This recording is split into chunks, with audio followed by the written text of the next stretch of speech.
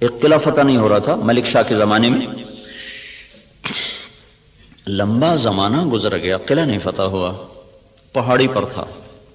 ایک صبح اٹھے تو سارے شہر والوں نے سفید جھنڈے لہرائے ہوئے دروازے کھول دیے۔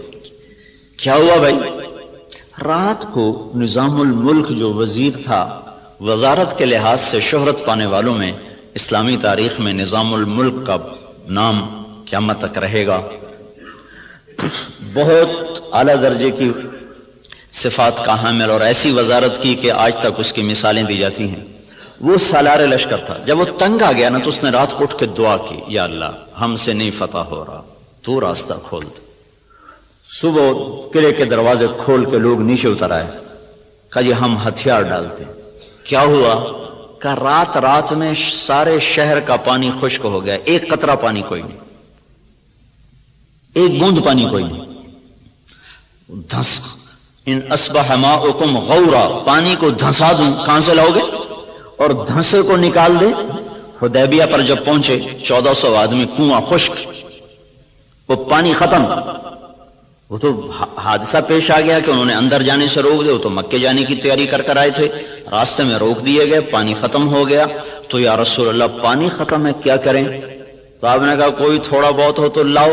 تو ایک آدمی تھوڑا سا پانی لے کر آیا، تو آپ نے منہ میں ڈال کے خشک کنویں میں کلی کی، تو کنویں کا پانی ابلتا ہوا باہر اٹھتے اوپر تک آ گیا۔ خشک کو اٹھا دیا، کھڑے کو دھنسا دیا۔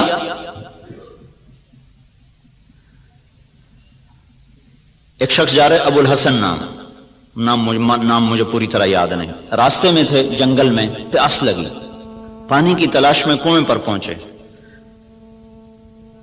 دیکھا تو پانی نیچے، تو انہوں نے اپنے موزے کو اتارا، جوتے کو اتارا، وہ لمبا جوتا ہوتا تھا، اس کو پگڑی سے باندھ کر نیچے لٹکایا تو پانی نیچے تھا، وہاں تک جوتا نہیں جا سکا۔ تب پریشان ہو کے بیٹھ گئے، اب کیا کروں، پیاس سے جان جا رہی۔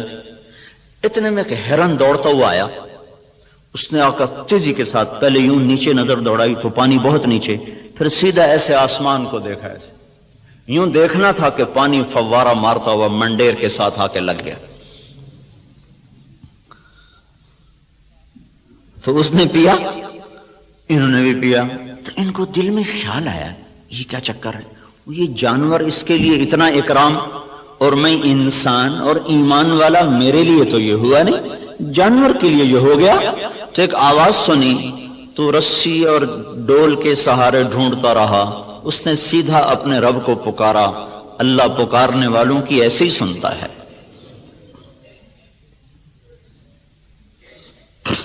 تو یہ چیز ہمیں ایک راستہ دیتی ہے کہ ہمارے سوچ کے، تحقیق کے، ترتیب کے انداز اور ہیں۔ اللہ تعالیٰ جن چیزوں کو ہمارے اوپر لازم کرے گا انہیں ہمیں کرنا ہوگا۔ نماز اذان کے بعد بھی ڈاکٹر صاحب دفتر میں بیٹھے ہوں، ریسرچ کر رہے ہوں، تو یہ ساری ریسرچ زہر حلاحل ہے، اب اس کا انسانی خدمت سے تعلق ختم ہو چکا ہے۔ اللہ کی ندا کے بعد بھی تحقیق چل رہی ہو، اللہ کی صدا کے بعد بھی دفتر چل رہا ہو، تو یہ ساری برکتیں اپنے ساتھ لے کے چلا جائے گا۔ اب ہمارے لیے حکم ہے بند اذان باہر دینے کا حکم ہے۔ مسجد کے اندر اذان دینا مکروہ ہے، باہر بلال رضی اللہ تعالیٰ عنہ مسجد کے ساتھ ایک کوٹھا تھا، ایک صحابی کا گھر تھا، اس کی چھت پہ چڑھ کے اذان دیا کرتے تھے کہ اذان باہر کی زندگی کو معطل کرنے کے لیے ہے اور مسجد کی زندگی کو آباد کرنے کے لیے ہے۔ حی علی الصلاۃ کے بعد اب نہ کوئی دکاندار، نہ کوئی تاجر، نہ زمیندار، نہ کوئی مرد، نہ کوئی عورت، جو جہاں پر ہے اسے حکم ہے کہ ہاتھ اٹھا لے اور چلے اس رب کی طرف جو کہہ رہا ہے حی علی الصلاۃ، آؤ نماز کی طرف۔ یہاں کیا ملے گا؟ یہاں تو ہم بہت کچھ کام کر رہے ہیں، لوگوں کی خدمت کر رہے ہیں، ریسرچ کر رہے ہیں، یہاں کیا ملے گا؟ تو اس سوال کا جواب اگلے دو جملوں میں دیا گیا، حی علی الفلاح، آؤ یہیں سے کامیابی ملے گی۔